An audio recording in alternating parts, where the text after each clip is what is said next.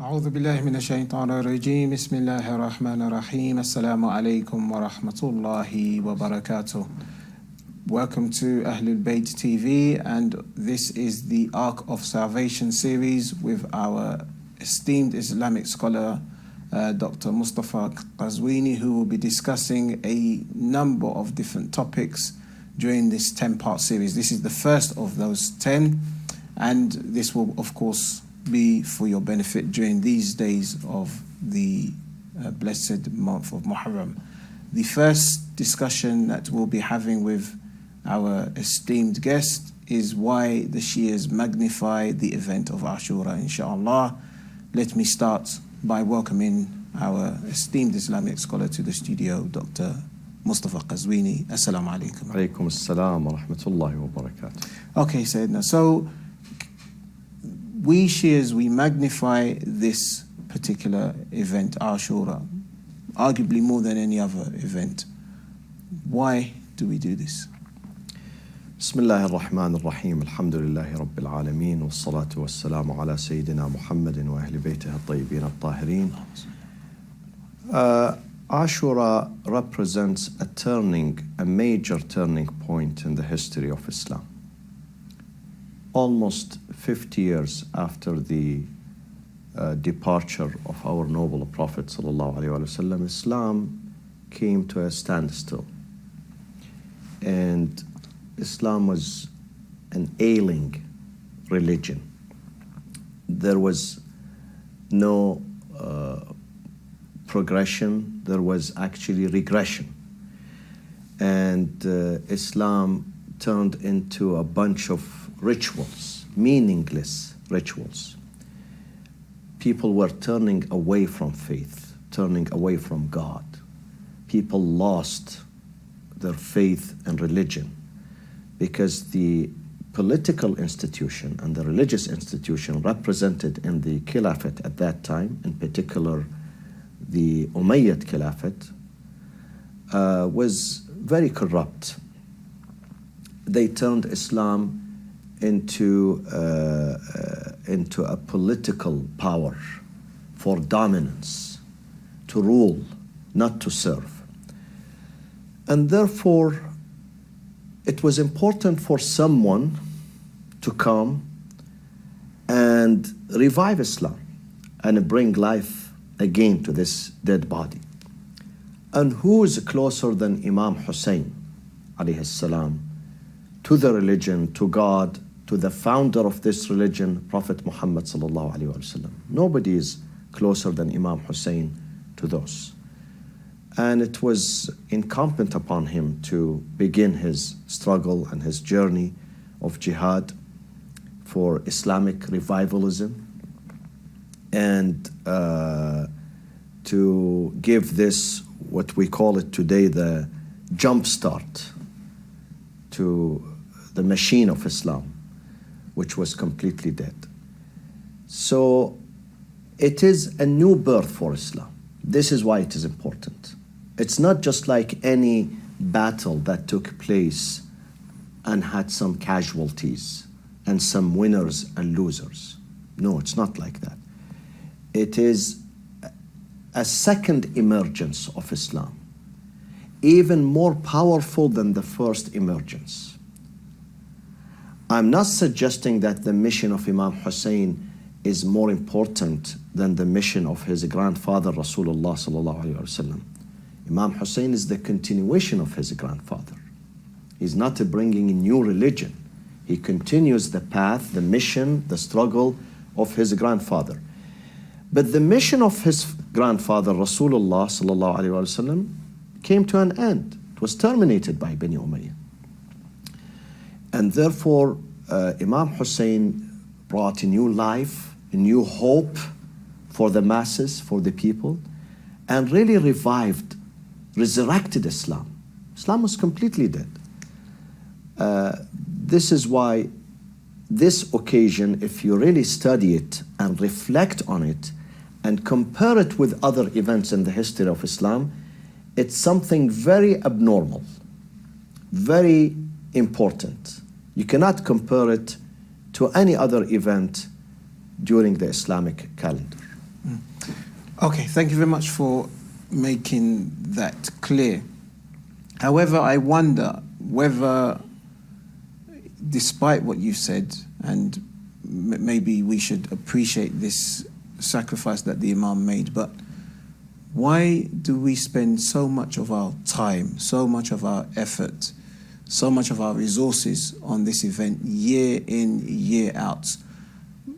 If it's so important that we have to commemorate it throughout our lives, why don't we do it once every 10 years, for example? We have to understand the reason behind the renaissance or the revolution of Imam Hussein. It was the battle, an ongoing battle between truth and justice on one hand, and falsehood, injustice, oppression, corruption on the other hand. And this conflict, this clash, is continuing. Look at the world around you today. Look at the Muslim societies around you. What do you see? You always see this clash between justice, between truth, between righteousness, honesty on one hand, and corruption, deviation, falsehood, injustice on the other hand. It's continuing almost in every society, in every country, in every neighborhood, in the Muslim world and the non-Muslim world. So this is an ongoing battle, does not terminate. There are some events that expire. They have certain era, certain time frame. After that, they expire. This struggle of Imam Hussein would never expire until the end of the time, until the day of judgment.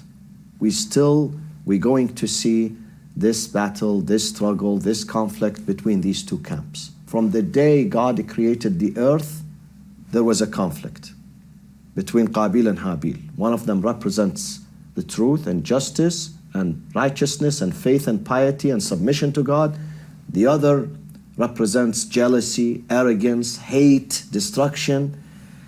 And we can see it every day, in particular nowadays. Nowadays, we really need Ashura more than any other time, because it's in the name of Islam, Islam is being destroyed. Maybe some years ago, some decades ago, we had an external enemy who sometimes was non-faithful, non-believer in God, or maybe non-Muslim, attacking Muslim societies. Nowadays, we have people from within, people who claim to be caliphs and emirs and worshippers and devouts, people who carry the Quran, people who say that we are implementing this book, the Islamic Sharia, Islamic law, in the name of Islamic Sharia, in the name of the Holy Quran, in the name of the banner that carries Muhammad Rasulullah. This is the ISIS logo. They are destroying Islam. They are killing Muslims and non-Muslims. So here, the importance of Ashura surfaces up. Here we know that why Imam Hussein, because many people said Hussein was comfortable in his house. He had servants, he had family, he had children, he was young, his children were... Why did he do this? He did this because what we see today. Today, 500 years from now, people will say Muslims were happy in Iraq, in Syria, in Yemen, in North Africa. Why they had? But they don't know the details. They don't know that in the name of Islam, there are people who are destroying Islam and murdering Islam and religion every single minute. So we have to stand up. We have to resist. This is injustice. Injustice sometimes comes from an atheist, sometimes a non-Muslim, and sometimes from someone who says, I'm a Muslim. I'm a devout Muslim. But he sometimes can do more harm to Islam than others.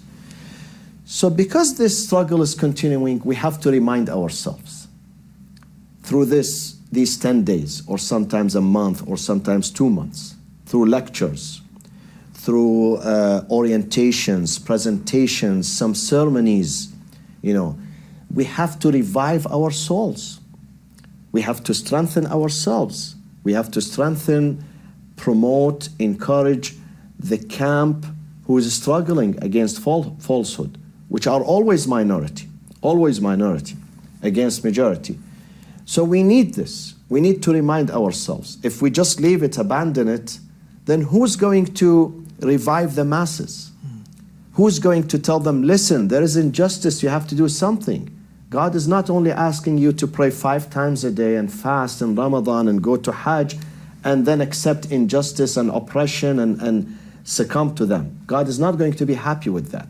You have to do something. You have to change your society. You have to fight oppression. You have to fight injustice. So when we commemorate this every year, we are reminding ourselves. We are reviving the Muslim Ummah and telling them, listen, your imams, your leaders, they faced the same situation. In the name of Islam, Imam Hussein was murdered. The camp who murdered Imam Hussein, they did their prayers. Many of them, they did prayers, although they were wicked. But Islam for them was a bunch of rituals, mechanical Islam, not spiritual Islam. Yet after the prayers immediately, they line up to fight and to murder the grandson of the Prophet of Islam. Do you imagine that? If this happens in the history of Christianity, they tell you that Jesus, let's say, had a grandson. Let's say he had a grandson. And people who say, we are devout Christians, but yet they murder the grandson, the righteous, pious grandson of Jesus. People cannot believe that. But this happened in Islam, fortunately. And many people try to cover it up. Shish, shish, shish, don't speak about it. Don't bring fitna, bury these things. They're going to go to God and God is going to decide their fate. But this is not good. We are cheating on ourselves. We have to speak the truth. We have to tell the young generation and others. You know how many people I met, they became Muslims because of the story of Imam Hussein? They became the followers of Ahlul Bayt because they discovered who Hussein was and the truth about Imam Hussein and Yazid. They embraced justice and the truth. So I think it's a necessity. This is not a luxury. This is a necessity that we have to commemorate and celebrate this to remind ourselves, to save ourselves, to tell ourselves that still every single day there is a camp of truth and justice. However, they are maybe a minority versus a camp of arrogance and deviation and corruption and destruction that is working with full force to corrupt the whole world. Okay, so we just very quickly, if I can just continue this discussion for a couple of more minutes, if you don't mind, and that is to ask or put forward a scenario to you, and that is, from the time of the Holy Prophet, Imam Hussein alayhi salam had to sacrifice his own life 50 years later because of the deviation from the message of the Prophet. Here we are, fast forward into 2015, the followers of the Ahlul Bayt have been year on year since the martyrdom commemorating this particular event and learning lessons from it.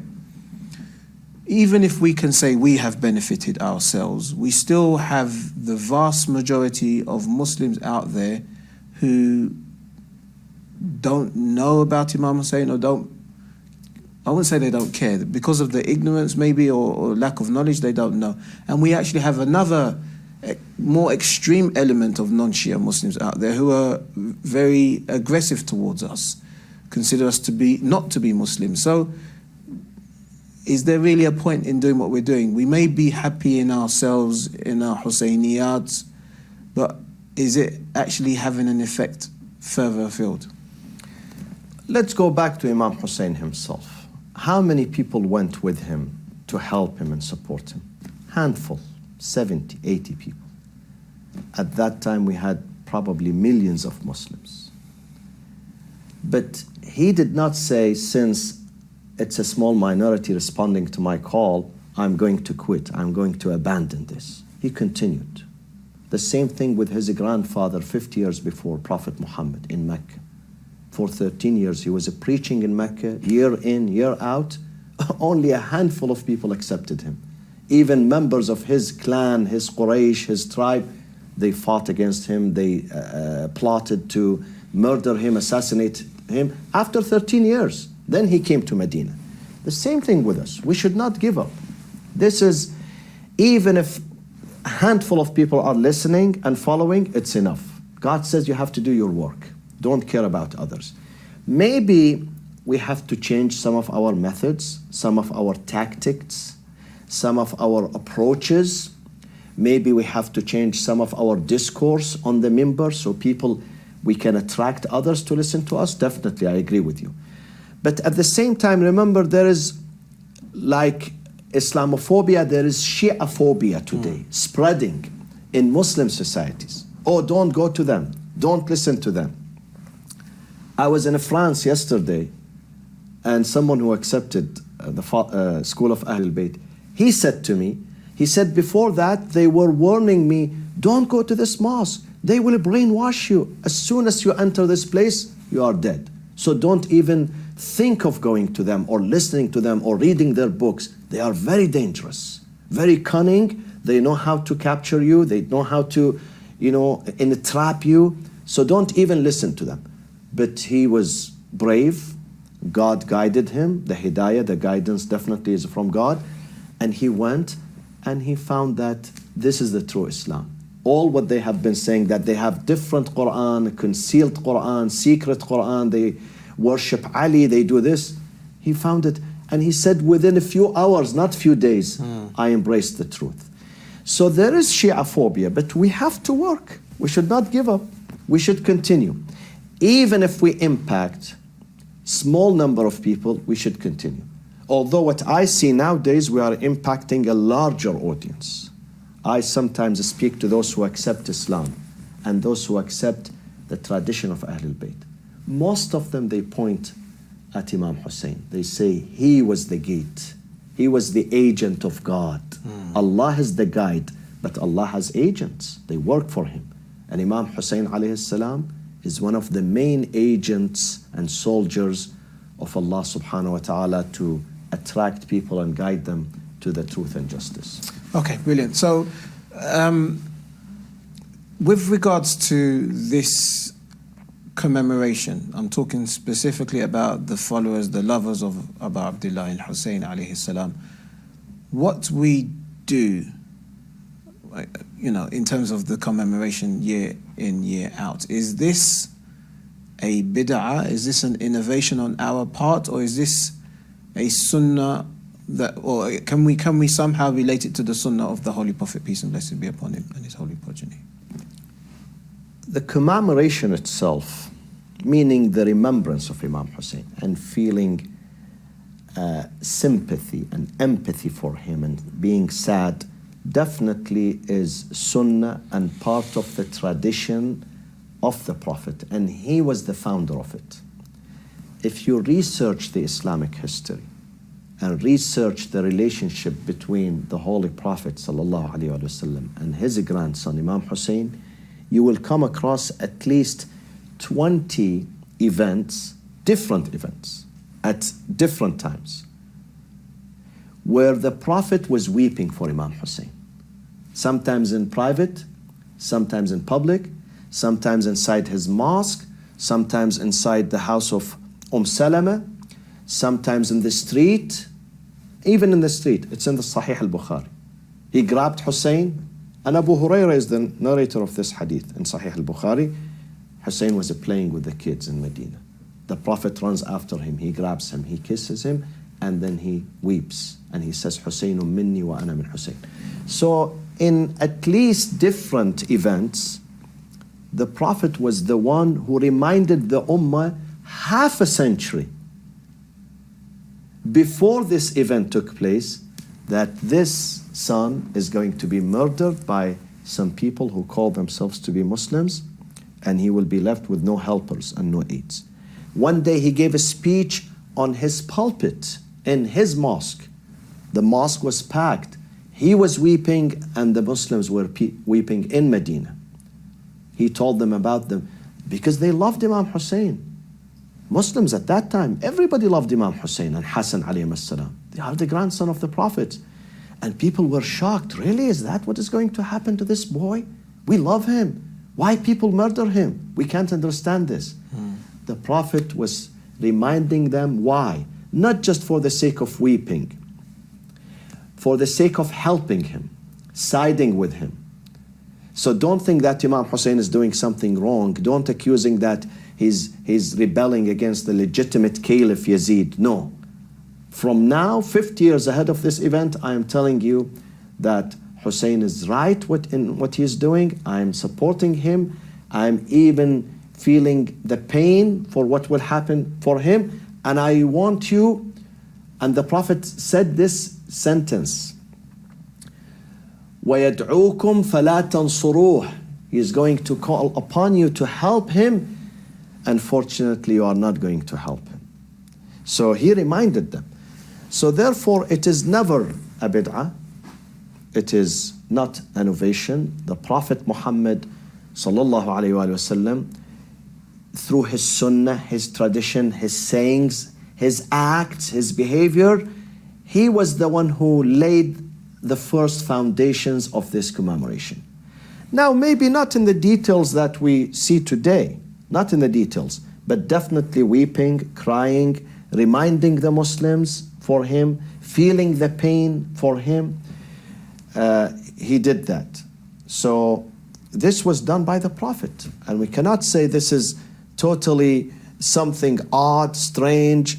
The Prophet never done that. If you research the history, you will find it in many credible Sunni books, through Sunni transmitters, muhaddithin, Sunni transmitters, that the Prophet was the first one who commemorated the martyrdom of Imam Hussein alayhi salam.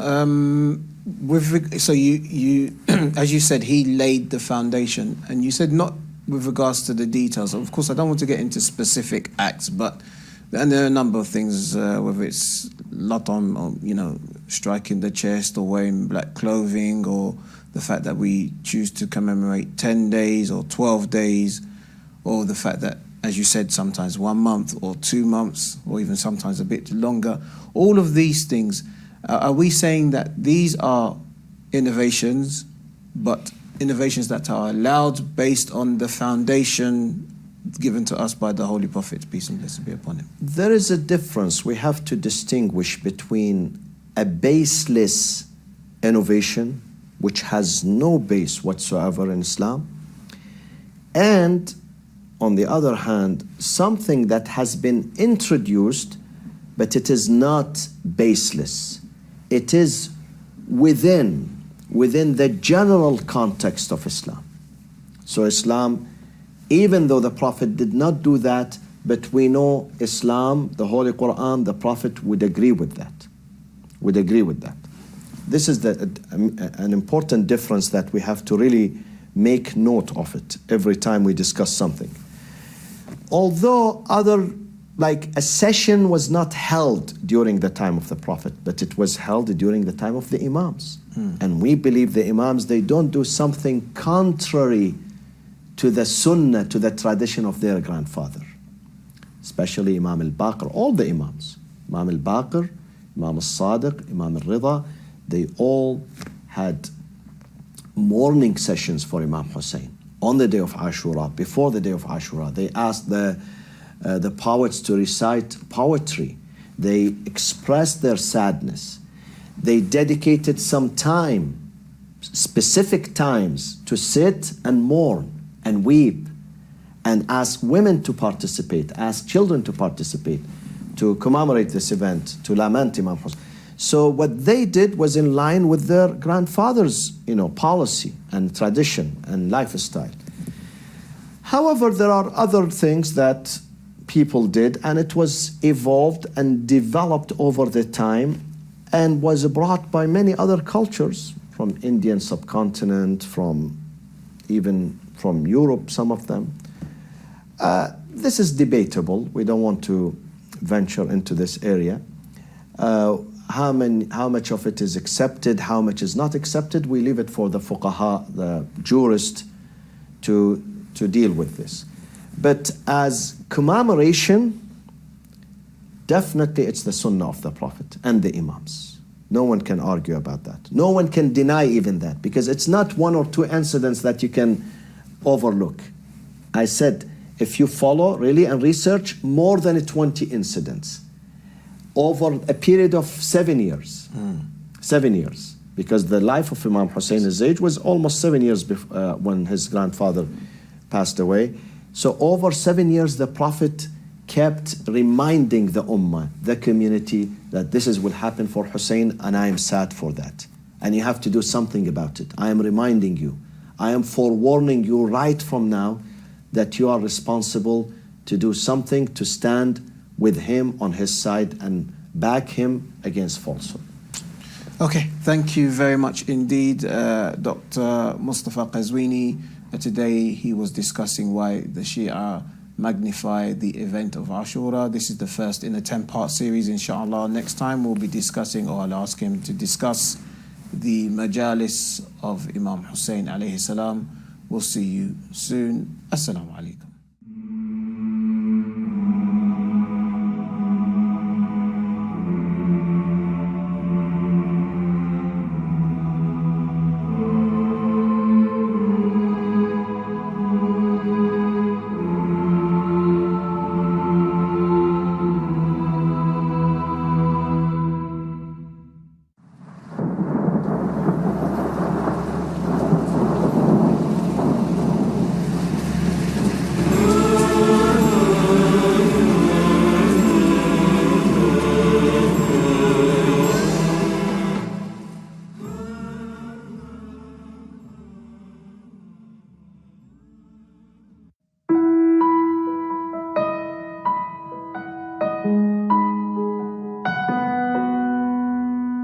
Millions of orphans live in conditions we can't begin to imagine.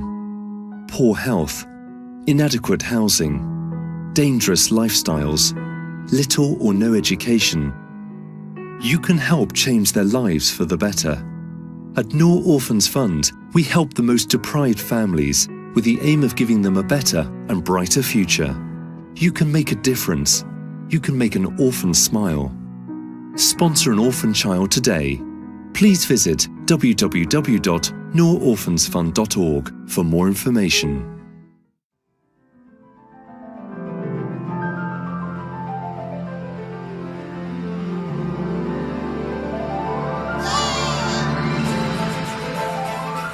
Mine, not mine, out! Ba-da-da-dee-ha-ha. What's all that noise?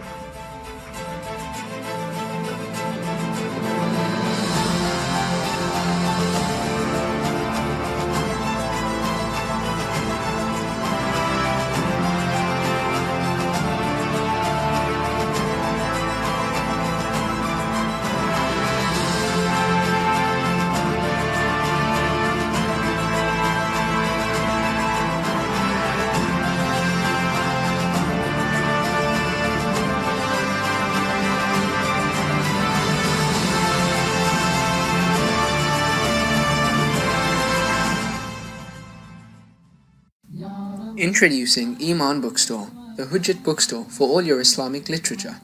With over 600 titles, including Al-Kafi, Mafatihul Jinan, and children's books, there's something for everyone to brighten their homes.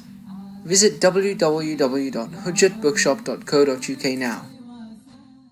لبيك اللهم لبيك لبيك اللهم لبيك لبيك لا شريك لك لبيك لا شريك لك لبيك إن الحمد والنعمة لك والملك لا شريك لك لبيك اللهم لبيك لبيك اللهم لبيك لبيك لا شريك لك لبيك لا شريك لك لبيك إن الحمد والنعمة Looking for last-minute flight deals to Islamabad, Lahore, Peshawar or Karachi? Our friendly and experienced team is waiting for your call. Cruxton Travel for last-minute deals, anytime, any day on 020 8426 8444.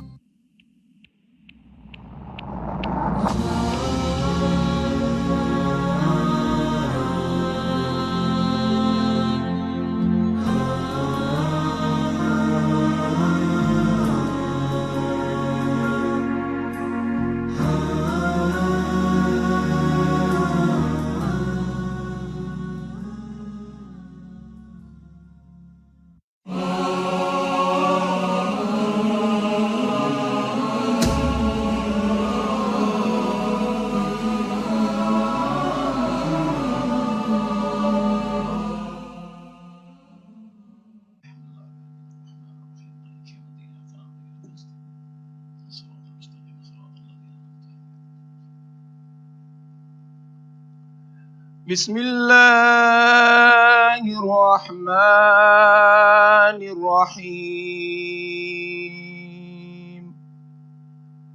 والحمد لله رب العالمين